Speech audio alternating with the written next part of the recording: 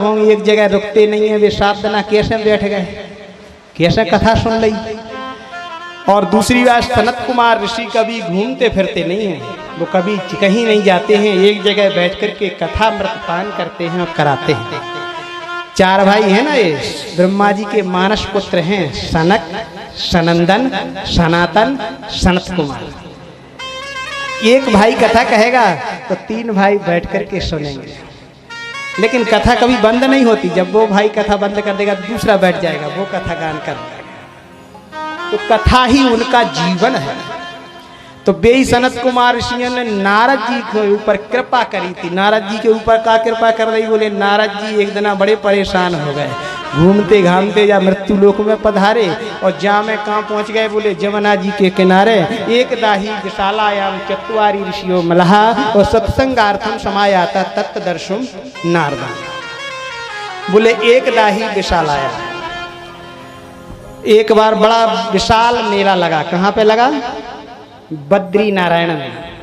वहाँ मेला में देखने के लाने सनत कुमार ऋषि भी गए थे और नारद जी भी घूमत घामत गए, सो आखिर द्वारे पर बैठ गए और तपस्या करने के निमित्त बैठ रहे थे। इतने में संत कुमार ऋषियों ने देखा और कहा, नारद क्या हो गया, तुम्हारा मुख मलिन क्यों है, तुम्हें कौन सी चिंता सता रही है, क्या बात है, अपने दुख का कारण हमें विस्तार से सुनाओ। तो नारद जी कहने लगे, देख लो, हम जा पृथ्वी को पवित्र मानकर जा पे भ्रमण करवे के लाने गए थे। बोले कहाँ गए? बोले पुष्कर गए, प्रयाग गए, काशी गए, गोदावरी, हरि क्षेत्रम, कुरुक्षेत्रम, श्रीरंग सेतु बंधनम एवं माँ दिश तीर्थेषु। बोले कहीं सुख नहीं मिला। बोले फिर? नारद जी बोले श्रीधाम वृंदावन में पहुंच गए, उतने सुख मिला। बोले अरे वहाँ तो काका ने वृंदावन की नाम लेते ही रसगुल्ला मुंह में आ जाता है, पानी मुंह में आ जाता है। बोले वृंदावन में एक घटना देखी है। क्या घटना देखी? बोले यमुना जी के किनारे एक युवती के पास में 2 बूढ़े बब्बा लेटे हैं। हजारों स्त्रियां वाय धीरज बधा रही हैं, लेकिन उसके मन को सांत्वना नहीं मिल रही। नारद जी जैसे ही पास में गए तो तुरंत भगने लगे, क्योंकि नारद जी स्त्रियों के पास नहीं जाते हैं। जैसे ही लौटन लगे तो वह पीछे ही से बोल पड़ी, भो भो साधु क्षणम तिष्ठ मचिंतामपि नाशय और दर्शनम तव लोकस्य और सर्वथा गहरम विदु भोवो साधु क्षण तिष्ठ। ये महात्मा जी रुक जाओ क्षण भर के लिए। क्या बात है? बोले मचिंता अपनी नाश में मेरी चिंता को दूर करते जाओ। नारद जी बोले हम का चिंता दूर करते हैं? बोले सुना है कि नारद जी जिसे मिल जाते हैं, नारद जी का दर्शन जिसको हो जाता है उसे भगवान से जरूर मिलाता है। ऐसी कोई कथा नहीं आती है जिसे नारद जी मिले हों उसे भगवान ना मिले हों, और जिसे नारद जी मिल जाते हैं उसे भगवान से जरूर मिलाते हैं। यही नारद जी का काम है। बोले तब भक्ति माता वो युवती कहने लगी है कि दर्शनम तब लोकस्य, आपका दर्शन ही इस लोक का कल्याण करता है। सर्वथा गहरम विदुहु, हमारे पापों को भी दूर करते जाओ। बोले देवी आप कौन हो? ये बूढ़े बाबा कौन हैं? हजारों स्त्रियां कौन हैं? तब उसने अपना परिचय दिया कि अहम भक्ति रीति ख्याता इमौ में तनयौ मतौ ज्ञान वैराग्य ना मानव काल युगेन जर्जर। मेरा नाम भक्ति है। मेरे पास में ये जो बूढ़े बब्बा है ना, एक का नाम ज्ञान है, एक को नाम वैराग्य है। ये दोनों हमारे बेटा है। बोले ये बूढ़े काहे हो गए? बोले भक्ति ने कहा कि हमारा जन्म जो होता है वो द्रवण देश में होता है। द्रवण देश कहते हैं दक्षिण भारत में। अगर भक्ति का दर्शन करना है तो साउथ इंडिया में जाइए, फिर देखो भक्ति क्या होती है। और जैसे ही भक्ति माता जी अपने 2 बालकन को संगे लेके चली, बोले क्वचिन महाराष्ट्र प्रांत में जैसे ही गई तो बोले थोड़े थोड़े चाहने वाले मिले, तो भक्ति माता थोड़ी बड़ी हुई और बोले गुर्जरे जीर्णताम गतहा, गुजरात प्रांत में जाकर के जर्जर अवस्था को प्राप्त हो गई, बूढ़ी हो गई। गुजरात में कोई नहीं चाहता भक्ति। और बोले फिर जवान कैसे बन गई हो? बोले वृंदावनम पुनः प्राप्त नवीन स्वरूपिणी। बोले धन्य है जे वृंदावन धाम की पवित्र भूमि, जहाँ में जैसे ही भक्ति ने प्रवेश करो तो भक्ति तो जुआन बन गई, लेकिन मैंने के बेटा ज्ञान वैराग बूढ़े ही बन गए। लेकिन संसार में देखा जाता है कि माता वृद्ध होती है, बेटा जुआन होते हैं। इतना सब उल्टा होगा कि माता जी तो जुआन हैं और बेटा बूढ़े हैं, तो भक्ति को बड़ा कष्ट हो रहा है। और जो आसपास स्त्रियां हैं वे गंगा जमुना कावेरी आदि नदियाँ हजारों उनको धीरज बधा रही हैं, फिर भी भक्ति को सुख नहीं मिल रहा है। नारद जी ने कहा देवी ये कलयुग का प्रभाव है, कलयुग का दुष्प्रभाव है, केवल तुम्हारे ऊपर नहीं आया है। बोले यत फलम नास्ति तपसा न योगेन समाधिना और तत्फलम लभते सम्यक कलौ केशव कीर्तना। बोले कलयुग में वे केवल भगवान नाम संकीर्तन के इतना बढ़िया सुंदर सार है जो समस्त पापों को दूर करने वाला है। इसलिए जा कलयुग ने काव्य नहीं छोड़ो, तुम्हारे ऊपर भी विकृति आ गई, लेकिन देवी तुम घबराओ नहीं। एक है व्रथा खेदय से वाले अहो चिंता तुरा कथम और त्वरितम कृष्ण चरणाम भोजन स्मरणम दुखम गमिष्यति। तुम श्री कृष्ण के चरणों का स्मरण करो, तुम्हारे सब दुख दूर हो जाएंगे। भक्ति ने कहा हम ही करेंगे, काऊ और ने करे। किसी ने भगवान के चरणों का स्मरण किया, वाके दुख दूर भय। तो बोले कथा सुन ले, ध्यान से सुनियो कि द्रौपदी चा परत्राता येन कौरव कश्मलात पालिता गोपी सुंदरिया न कृष्ण क्वापी नो गतः। बोले वो कृष्ण कहीं चले नहीं गए, जिन कृष्ण ने द्रौपदी चा परत्राता येन कौरव कश्मलात, जिन्होंने द्रौपदी की आबरू की रक्षा करी थी। कौरव रूपी समुद्र में जब द्रौपदी घिर गई थी तो द्रौपदी ने सबको बुला लिया था। किसको बुलाया? अपने 5 पतियों को भी बुलाया, लेकिन 5 पति भी नीचे सिर कर बैठे। बूढ़े बूढ़े बब्बा हते ना, धृतराज जी हते, भीष्म पितामह हते, द्रोणाचार्य जी हते, कृपाचार्य जी हते, लेकिन सबको बुलाया, लेकिन किसी ने भी द्रौपदी की ओर देखा तक। अब भाई सभा में क्या कन्हैया नहीं थे, क्या कृष्ण नहीं थे? बोले कृष्ण भी उस सभा में थे, लेकिन द्रौपदी ने कृष्ण को जब तक नहीं पुकारा, जब तक संसार से आशा बनी रही, तब तक द्रौपदी ने भगवान को नहीं पुकारा। पहला बल था 5 पति हैं, काम बन जाएगा। पत्नियों की ओर देखा तो एक बल सरक गया।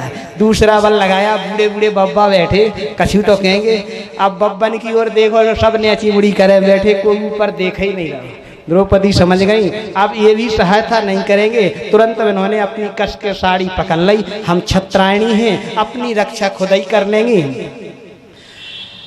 तो भगवान ने कही जो सहारा भी पूरा हो जान दो। इतने में दुशासन ने जैसे ही साड़ी खींची तो द्रौपदी की सामर्थ्य नहीं रही पकड़ने की, तो द्रौपदी ने दोनों हाथ ऊपर कर दिए और केवल गोविंद का स्मरण किया, भगवान को पुकारा। द्रौपदी कहने लगी क्या कि मेरा आपकी सभा में,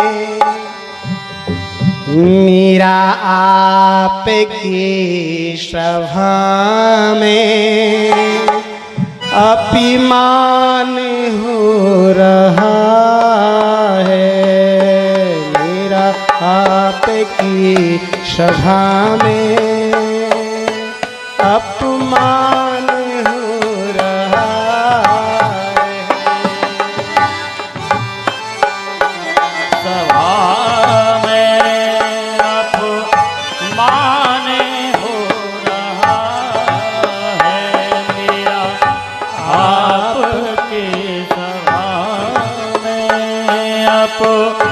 मान हो रहा है। उतरे तो दोष, हाँ उतरे तो दो पितामह, उतरे तो दो पितामह, ये सवाल हो रहा की सभा में अपमान हो रहा है।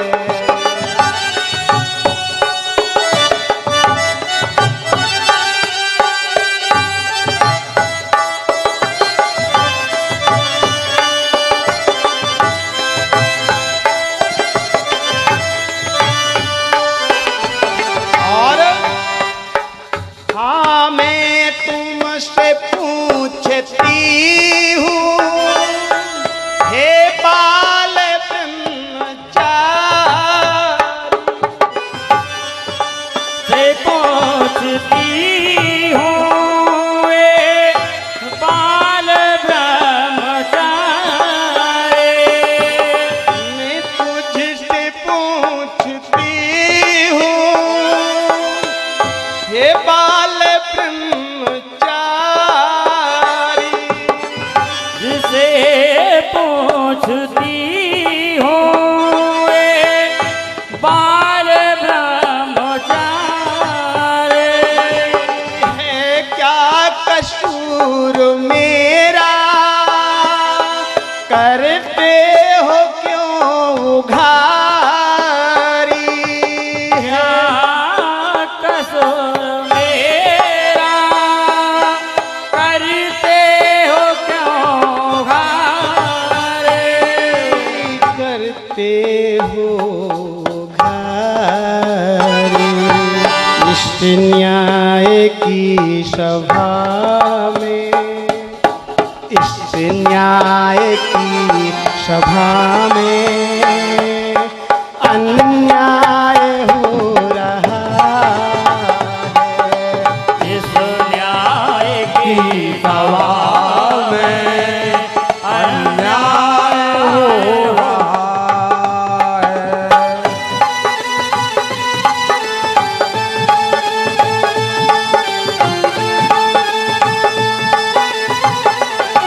हरि बोल।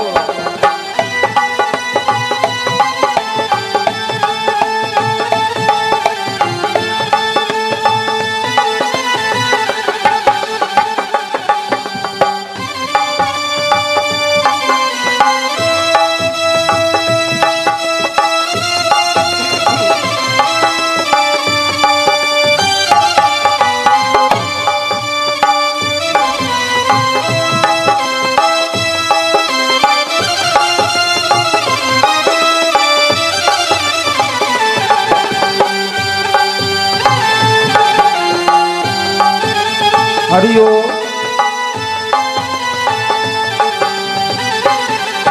और द्रौपदी ने लास्ट बार भगवान से विनती किया है क्या, हाँ सुन लो विनय हमारी, खिंचती है जो तन से सारी। सुन लो विनय हमारी, कन्हैया खिंचती है तन से सारे। आज जीवित नहीं मिलेगी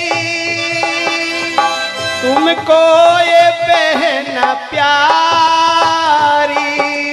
जीवित नहीं मिलेगी तुमको ये बहन प्यारे। तुमको ये बहन प्यारी।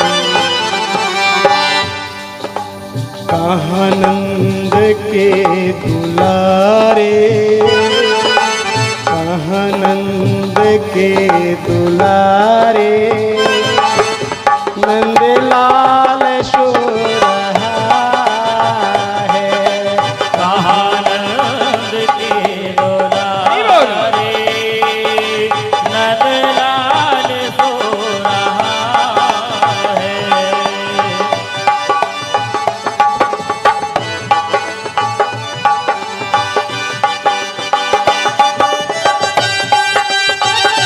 हरि बोल।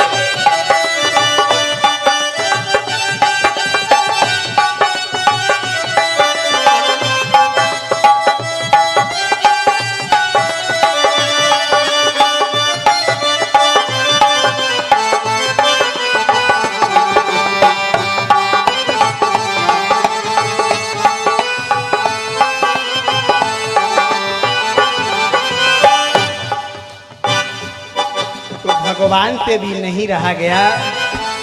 वो नंगे पैरों दौड़े, झटिया गए मुरारी। वो नंगे पैर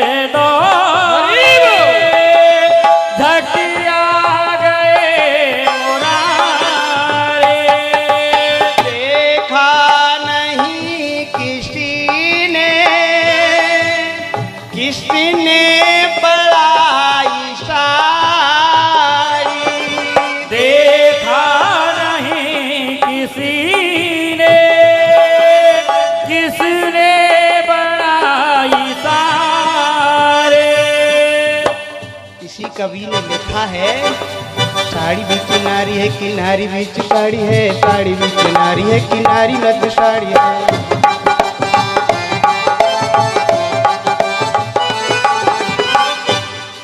हाँ, साड़ी बीच नारी है किनारी बीच साड़ी है, साड़ी बीच नारी है किनारी मध्य साड़ी है।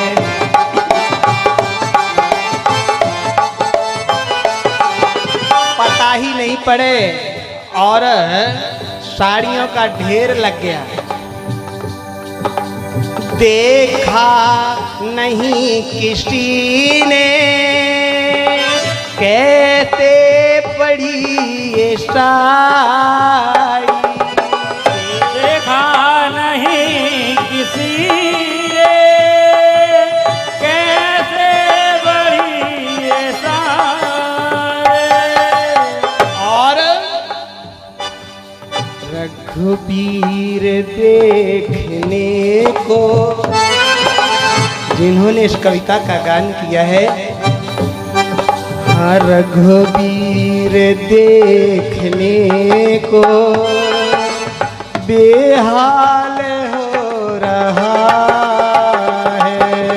रघुबीर देखने को बेहाल हो रहा है, रघुबीर देखने को बेहाल हो रहा है। रघुबीर देखने को बेहाल हो रहा है। उतरे तो दो पितामह, उतरे तो दो पितामह, ये सवाल हो रहा है। मिलाप की सभा में अपमान हो रहा है। मेरा आपकी सभा में अपमान हो रहा है। आपकी सभा में अपमान हो रहा है। मेरा आपकी सभा में अपमान हो रहा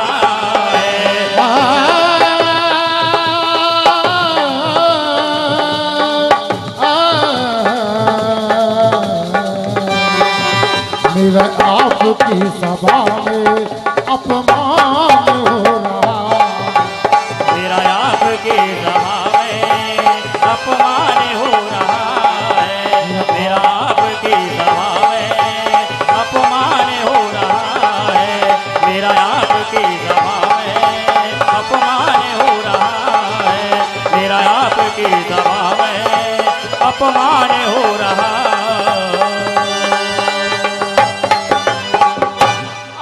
बल तप बल और बाहुबल, चौथो बल है दान। सूरत सूर कृपाते सब विधि, हारे को हरे नाम। सुनेरी मैंने निर्बल के बल, जिसका कोई बल नहीं रहता, जिसका कोई सहारा नहीं रहता, ऐसे भगवान उनका सहारा बनते हैं। तो द्रौपदी चा प्रत्राता येन कौरव कश्मलात, कौरव रूपी समुद्र से भगवान ने द्रौपदी को इस प्रकार से निकाल दिया जैसे गाय के खुड़ को जीव पार कर जाता है। और पालिता गोप सुंदर, यह उन ग्वाल बालों का पालन किया, गोपियों का पालन किया। वो कृष्ण कहीं चले नहीं गए देवी, सा कृष्ण क्वापिनो गतः, आज भी वो कृष्ण हैं। लेकिन तुम श्री कृष्ण चरणाम भोजम स्मरणम दुखम गमिष्य, उन्हीं कृष्ण के चरणों का स्मरण करो, तुम्हारे दुख दूर हो जाएंगे। भक्ति माता को विश्वास हो गया, भगवान के चरणों का स्मरण किया। लेकिन नारद जी ने एक प्रतिज्ञा कर ली। क्या? अगर मैंने भक्ति माता के दुख दूर नहीं किए तो तदा नाहम हरेर भक्तो लोकम ना तब प्रवर्तत। बोले संसार में हम भगवान के भक्त नहीं कहलाएंगे तो भक्ति माता को विश्वास हो गया कि अब तो नारद जी जरूर कष्ट दूर कर देंगे। अब नारद जी ने ज्ञान वैराग्य के कान में वेद वेदांत को पाठ करो, गीता रामायण सुनाई, लेकिन क्षण का असर हुआ। बंद कर देवे सो फिर बूढ़े हो जाए, और पाठ शुरू कर देवे कान में तो जुआन बन जाए। नारद जी ने कहा और बड़ी समस्या हो गई, पहले तो बूढ़े ही अकेले हाथे, अब जुआन हो के फिर बूढ़े हो जाए। अब इनके कान में पाठ ही करत रहे का, एक ही जगह बैठे रहेंगे का, और भी तो दूसरी जगह जाना है ना। तो नारद जी के पास में आकाशवाणी हुई, क्या बोले इसके लिए तुम सत्कर्म करो। नारद जी बोले जो का वह दुष्कर्म कर रहे थे, क्या गीता का पाठ सत्कर्म नहीं है, वेद वेदांत का पाठ सत्कर्म नहीं है, क्या गीता रामायण का पाठ सत्कर्म नहीं है, ये सत्कर्म क्या है। तो दोबारा आकाशवाणी हुई, नारद इसी सत्कर्म का उपदेश तुम्हें महात्मा लोग करेंगे, संत लोग करेंगे। तो उन्हीं संत लोगों का दर्शन करने के लिए भगवान नारद जी बद्री का आश्रम में दौड़े चले जा रहे थे।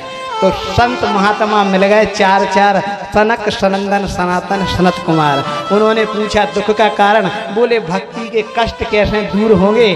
तो सनत कुमार ऋषि बोले उनके लिए तुम श्रीमद् भागवत की कथा करवा दो, सब एक दुख दूर हो जाएंगे। नारद जी बोले वो भागवत की कथा से कैसे दूर हो जाए, हमने तो वेद वेदांत सुना दो, गीता को पाठ सुना दो, कछुआ ही नहीं भाव। अरे बोले गीता रामायण उपनिषद वेद वेदांत को सार है श्रीमद् भागवत की कथा। बोले सार मतलब जाए समझाया।